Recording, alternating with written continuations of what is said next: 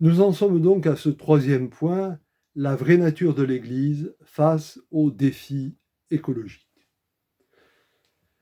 La religion chrétienne a été ainsi accusée, à partir de ce que je viens de dire rapidement, d'être responsable dans une certaine façon, du moins au niveau de la réflexion philosophico-religieuse, d'avoir été responsable de la crise écologique en développant une morale au mépris de l'environnement.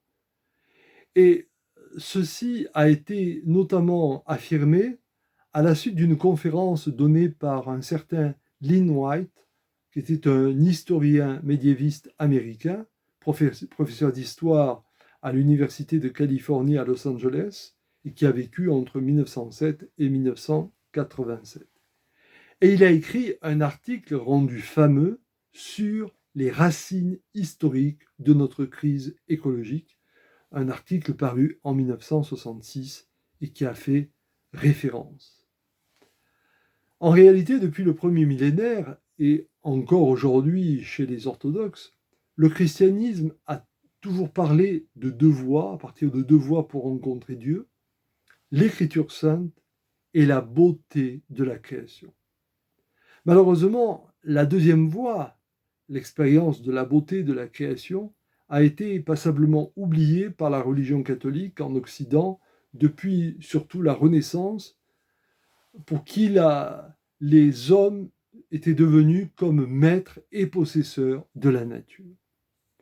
Or, selon Michel-Maxime Heger, que nous citons dans la bibliographie, l'écologie est un signe des temps pour quitter l'illusion de la religion et revenir aux fondamentaux de l'Église. En réponse à l'accusation de Lynn White, Michel-Maxime Heger donc montre que l'écologie incite les chrétiens à un retour aux sources de la foi dans le Créateur et dans sa création, à un surgissement de l'Esprit Saint pour de nouveaux développements du salut en Jésus-Christ. Et selon Michel-Maxime Heger, selon lui, donc, les chrétiens de l'Antiquité, avec Irénée de Lyon, par exemple, au IIe siècle, et puis tous ceux du Moyen-Âge, avec notamment le théologien byzantin Maxime le Confesseur au 7e siècle, relayé au 9e siècle par son disciple latin Jean Scott Érigène, tous ces grands noms donc sont restés fidèles au véritable esprit de la Bible. Et ce n'est, autrement dit, d'une certaine considération de la beauté, de la bonté de la création. Et ce n'est qu'à l'époque moderne qu'est apparue la religion, dans la religion catholique, le vieux dualisme gnostique qui oppose le corps à l'âme, la chair à l'esprit. Et sans qu'il y ait eu de condamnation explicite, bien sûr, on a laissé s'établir une complaisance plus que douteuse à l'égard d'un décrit haineux du cosmos, aboutissant in fine à une déchristianisation du cosmos, prélude de la déchristianisation de l'homme. Or, pardon, le christianisme ne saurait accréditer l'idée que l'homme soit indifférent au monde, encore moins un ennemi. Pour autant, l'homme, par son âme spirituelle, ne saurait se réduire au monde. Mais cette supériorité appelle une responsabilité de sa part. L'homme ne peut user et abuser à son gré du don divin de la création par sa position de médiation entre l'incréé et le créé. Il est même appelé à en être le serviteur en la faisant passer cette création de son achèvement naturel à son accomplissement surnaturel. Les anciens se percevaient comme dans la nature, et cherchaient des accommodements, des compromis avec cette nature. On le voit chez les stoïciens, qui s'efforcent de vivre selon la nature. Et le monde chrétien a vécu sur cet héritage de l'Antiquité, et ce jusqu'au XIIe siècle, sans grande originalité. Les moines du XIIe siècle, comme ceux de Cîteaux par exemple, reprenaient encore des expressions stoïciennes comme « marche selon la nature ». C'est par la suite que la religion catholique a perdu l'héritage antique. L'homme occidental, compris comme volonté, est devenu un être abstrait, un être dépouillé de la nature. Pourtant, saint Thomas d'Aquin a eu l'audace de construire une théologie à partir de la philosophie d'Aristote, c'est-à-dire à partir d'une philosophie naturaliste. Mais très vite, sa lecture a été biaisée par l'insistance sur la loi naturelle et la distinction qu'il a faite entre le naturel et le surnaturel. On peut donc considérer que la théologie de la nature de saint Thomas d'Aquin n'a pas eu sa chance. Et pour sortir du néotomisme, il faudra attendre jusqu'au XXe siècle, jusqu'au Concile de Vatican II en 1965, qui a dû renoncer à employer le mot de surnaturel. Il a bien senti la nécessité d'adopter un nouveau langage. Mais un concile ne peut qu'indiquer un changement de cap, un nouvel angle d'attaque, mais il ne revient pas à un concile d'élaborer une pensée nouvelle. J'en arrive alors à mon quatrième point, l'Église porte en germe une théologie de la nature. Ça, c'est une conviction. L'Église porte en elle, en germe, une théologie de la nature. Cependant, malgré tout ce que je viens de dire, dans sa nature de corps mystique du Christ Pantocrator, il s'inscrit une foi cosmique. Or, nous devons tous reconnaître humblement notre dimension de cette dimension, notre oubli, de cette dimension. Par exemple, pourquoi parle-t-on si peu du livre de Job qui met en scène des animaux, comme le bison, l'autruche, l'hippopotame, et qui n'obéissent pas à l'homme? Pourquoi cite-t-on si peu le livre de l'Ecclésiaste, qui médite sur la ressemblance de l'homme et des animaux? Par exemple, en son chapitre 3 au verset 19, il dit « Le sort des fils de l'homme et des bêtes est le même, telle la mort de l'un, telle la mort de l'autre. Tous deux ont le même souffle, et la supériorité de l'homme sur la bête est nulle, car tout est vanité. » Fin de citation. De même, il faudrait reconsidérer les épîtres de saint Paul dans cette perspective. En effet, saint Paul affirme une solidarité profonde entre l'humain et le cosmique. Toute la pensée de Paul est une pensée de l'avec. Cette préposition est caractéristique du langage de Paul. Être avec, agir avec. Ce sont chez lui des expressions courantes.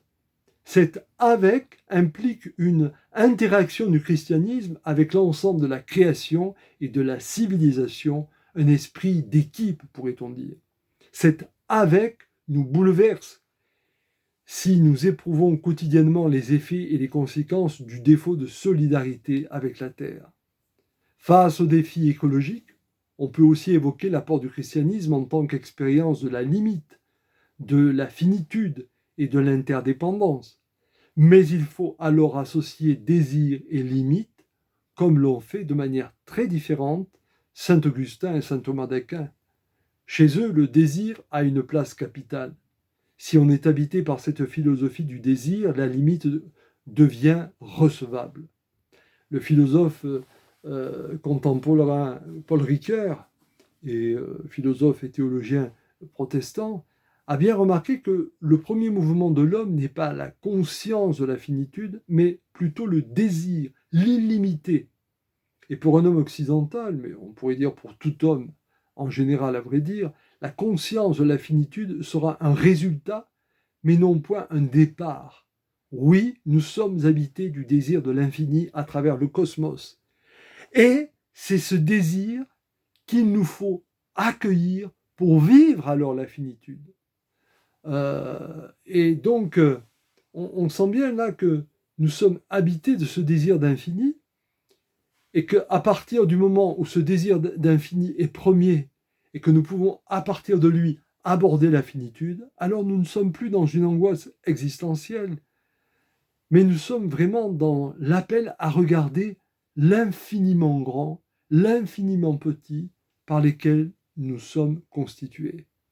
C'est dire combien le christianisme porte en lui-même les germes d'une véritable théologie de la nature. Et pour évoquer cette théologie de la nature, alors je voudrais en cinquième point évoquer les 5 grandes étapes du rapport à la nature qui se sont fait jour dans la pensée chrétienne. En fait, lorsqu'on s'intéresse à la question du rapport à la nature et son traitement théologique dans la tradition chrétienne, on peut repérer 4 grandes étapes dans la production théologique qui correspondent à des relectures des textes à l'aune des découvertes scientifiques et de la compréhension de nouveaux mécanismes de pensée. En clair, la réflexion sur les textes religieux est toujours le fruit d'une époque. On a l'interprétation religieuse qui influence l'époque, et on a l'époque qui influence l'interprétation des textes religieux dans un aller-retour permanent.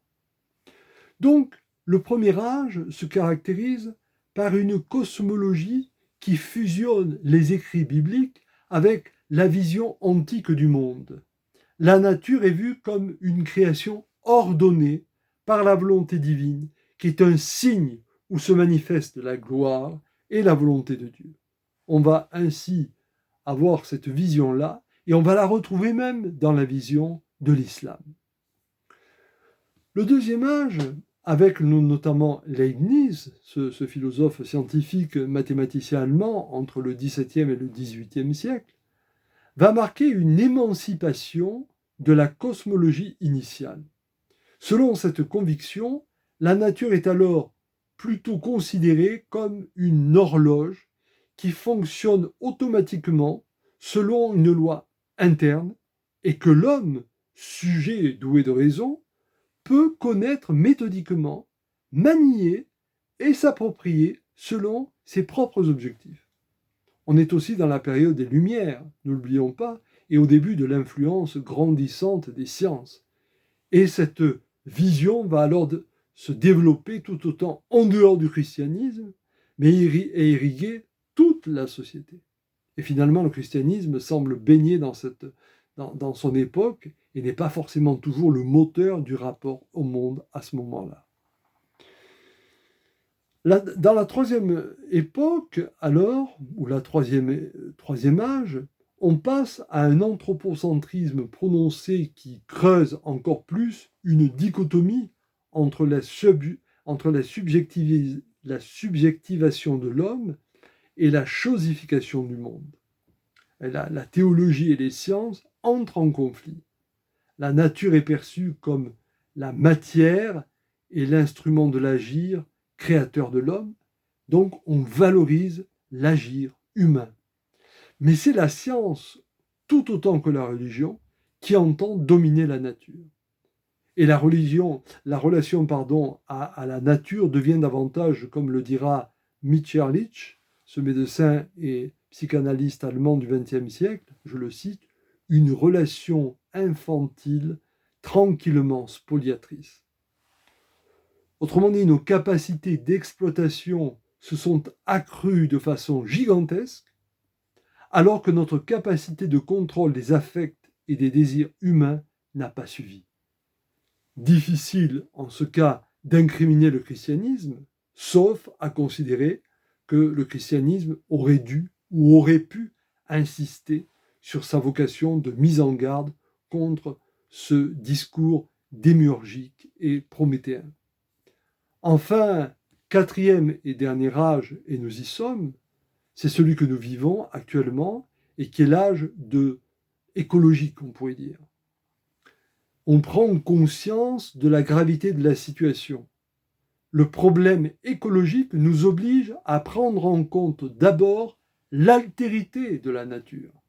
Surexploitée, la nature résiste et se révolte de façon imprévisible en échappant à la logique de l'homme et en se révélant irréductible à cet homme. Et donc le problème écologique nous montre que notre existence est liée à la nature. Et cette nature, dans sa plénitude, dont l'homme fait partie, est constituée de réseaux liés étroitement les uns aux autres. Se déploie alors une théologie qui revisite étroitement la tradition chrétienne à l'aune de ces problématiques que je viens d'évoquer. Et donc la tradition chrétienne se révèle pleinement compatible avec cette vision. Et elle arrive donc à déployer un discours cohérent. On trouve des rapports et des discours assez semblables dans la théologie catholique latine et dans la théologie catholique orthodoxe. Bien sûr, chez les orthodoxes, il n'y a pas un grand texte unifié ou une voix qui porte, comme dans le monde latin avec la fameuse encyclique du pape François, Laudato Si, mais le discours est un peu le même et on revient donc à ce rapport à la nature aujourd'hui. En conclusion de tout ce que je viens de vous évoquer, je dirais que jamais l'Église ne devra et n'aurait dû oublier que son objet essentiel, sa finalité propre, n'est pas tant elle-même que l'élaboration du royaume de Dieu. Et dans le droit fil de l'esprit des béatitudes, ce royaume de Dieu décline toute la dignité de la personne humaine, mais dont l'épanouissement ne peut se faire sans son étroite collaboration avec toute la création, dans tous les règnes du vivant. L'altérité de la Terre, l'altérité du cosmos dans son ensemble, font que nous ne pouvons pas réduire l'environnement en un débat sur l'univers comme appréhendé de façon extérieure à l'homme. L'humain conscrit dans ce cosmos en tant qu'imago Dei et le principe du royaume de Dieu consiste donc à viser une création en harmonie et non plus en opposition. La fonction de l'Église, de ce point de vue, est donc double. D'une part, il s'agit de faire anamnèse, mémoire, de cet attachement ontologique de l'être à la terre comme consubstantiel à sa propre destinée, et d'autre part, de rappeler que le salut ne concerne pas le seul genre humain, ou bien alors, si lui seul est concerné, ce genre humain, c'est qu'il porte en lui tous les règnes du vivant récapitulés. Car c'est bien toute la création qui est concernée par le salut apporté en Jésus-Christ. C'est dire que la question écologique ne doit pas seulement s'analyser sous l'angle de la responsabilité qui nous incomberait en tant que chrétiens, elle déplace le curseur du rapport entre l'Église et le monde et fonde donc une véritable théologie de la création. En tout cas, la modernité du défi écologique, au visage multiple, a occasionné des déplacements quant à la position et au rôle de l'humain sur la scène du monde. L'anthropocentrisme, de même que le biocentrisme, est au centre d'un procès qui ne doit prôner ni le retour, ni la résorption à un ordre naturel. Il s'agit d'envisager pour nous une autre voie qui fasse écho au thème de la création en lien avec la tradition biblique et chrétienne bien comprise. Cette voie accepte la contingence du monde et la transcendance de Dieu et reconnaît que les différences entre savoir et croire ne mènent pas nécessairement à la séparation des deux domaines. En tout cas, dans cette perspective, l'eschatologie, entendue comme la fin des temps, ne relèvera plus désormais du temps hasard, mais bien d'une responsabilité communion de l'humain avec la création, au regard de la rédemption qu'apporte le Christ.